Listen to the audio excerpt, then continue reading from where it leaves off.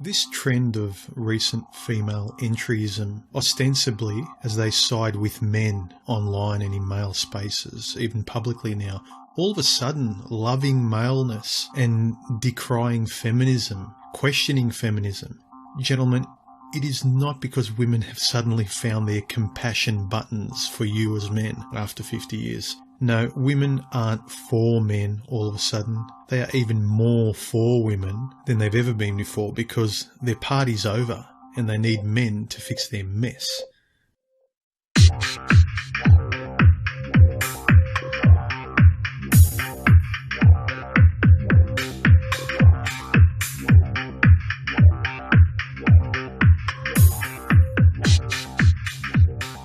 It doesn't take a genius to comprehend that since women are the overwhelming users of antidepressants past midlife and into their older age, that there's suddenly little wake-up calls.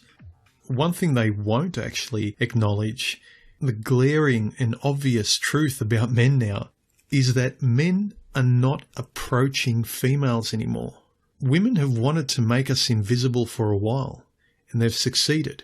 Men have walked away, and in women's eyes, they've cleared most maleness from the landscape, which includes most men. It's funny. It used to be that the happiness trajectory for men had women in it. It was almost a target to have a happy life. Now happiness is almost assured without women. It's a complete 180-degree turn to what the human species has been doing since the beginning of time. Men have slowly and successively, over generations of divorce, false allegations, trusting women and then ending up fleeced and scammed, and the successive giving and concessions and handouts to women only to be hated for it, men have just left. But make no mistake, men have left you after you have left men. Let me repeat this to you, ladies. Men have left you after you had left them. You can't burn a bridge and then turn around and wonder why it isn't there for you to cross again. Men are now happy away from you and as contentedly invisible as you've pushed us and forced us to be away from you. I was born in the 70s, and this narrative I've witnessed over the last few generations, Men are pigs. We don't need men. It's now women's turn to run the world. Hand over the keys, men, and just fuck off. Women have figuratively decided to divorce all men in society because women rule. And because in their eyes men have had their turn in history and now it's women's turn. The underlying theme is disappear, men. So men have successively been disappearing generation after generation, more and more, through gynocentrism from speech in what men can and cannot say, to public roles where women just say, give us all your power, men. We want women to be the sole reality on the landscape. So it's just this successive recede men, become invisible, disappear. It's been a continual and successive yes dear from generation to generation of men. And now that women have effectively killed the masculine breed, they want it to return somehow. From fucking where? Who will mentor? Where will the lived masculine history come from to mentor any male? Books? Your feminist fucking theories? Well, plenty of women have been telling men how to be male for decades. A generation of men raised by women, as Fight Club says. So now you've got this wholly female-focused breed of men. So what's the problem, ladies?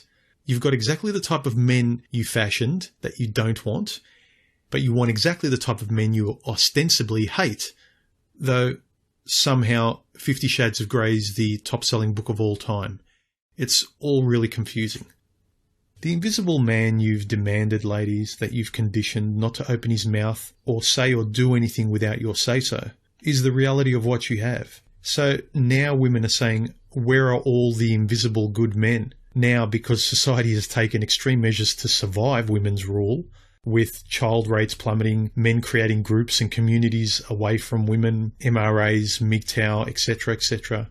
I've started to notice this steady rise, more and more, of intentionally open anti-feminist women, ostensibly and finally, it would seem, on the side of men now, creating content and putting effort into videos and blogs, and even sometimes in public discussion, thinking that it's important enough now to finally make the effort of solidarity with men.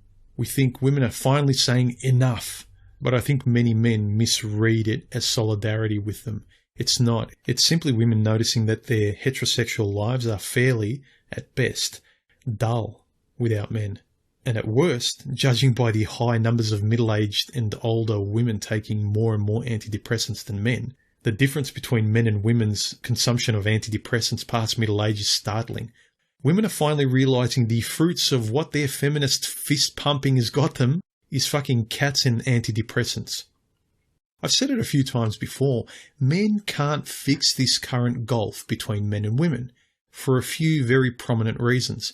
One, men are done trying to do any more for women after being continually duped or thrown away or used.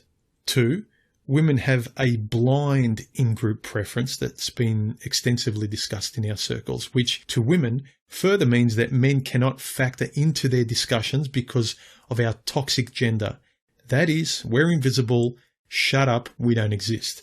And three, and most importantly, because men are, in women's eyes, the patriarchal problem in the first place that wants to somehow hurt women. Never mind looking around in society at all the appliances, conveniences and modernity that women love today. Men just need to shut up and let women run things because men have been exploiting and using them since the beginning of time, apparently. And since women now are the majority voters and control the trajectory of economic growth and frequency of daily spending, which is another reason why society and marketing listens to women's every whim, it is women, as I've said previously, it is women that will need to change the female in-group narrative toward men to get men's cooperation back in the generations to come. Now, in the generations you're still acting like bitches, good luck. Men like me who've grown up in the 70s, fuck all chance, and the generations afterwards, it's still an uphill battle. Traditionalism is dead.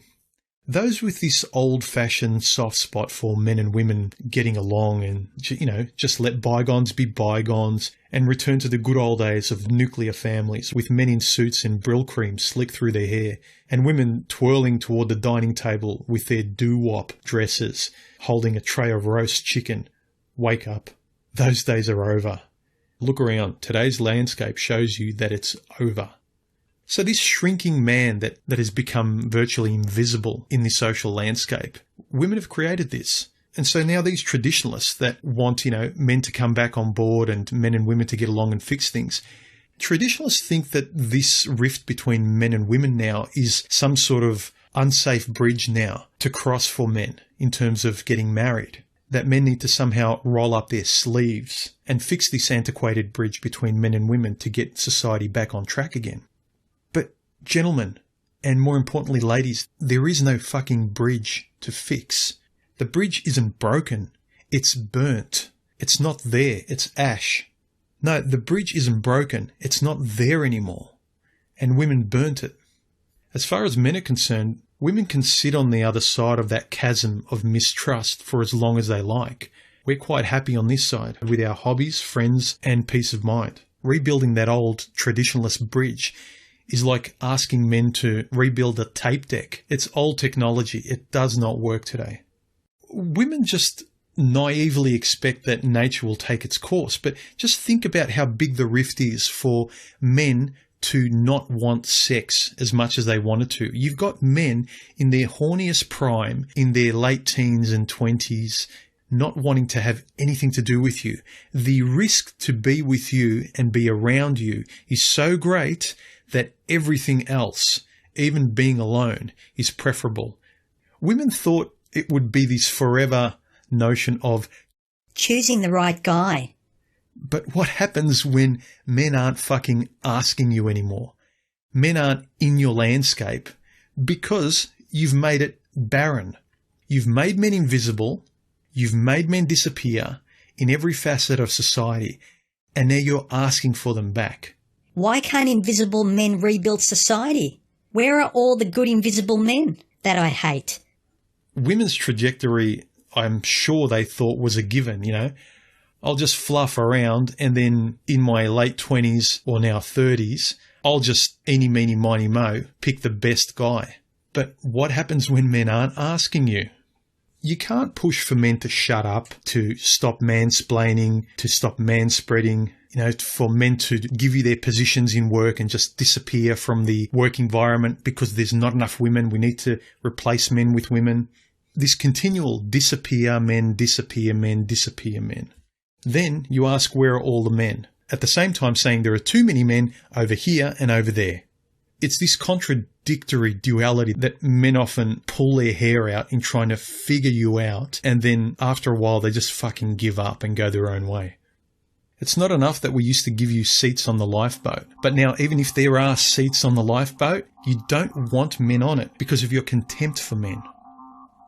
So again, ladies, the invisible men that you wanted are not going to rebuild a bridge that you burnt because it's not there. Go your own way, gentlemen. Later. Please share, like, comment, subscribe, and don't forget to hit the bell icon once you've subscribed to be notified of my next video. And feel free to donate to me through Patreon or PayPal. It keeps me creating videos and I really appreciate it. Thanks, guys.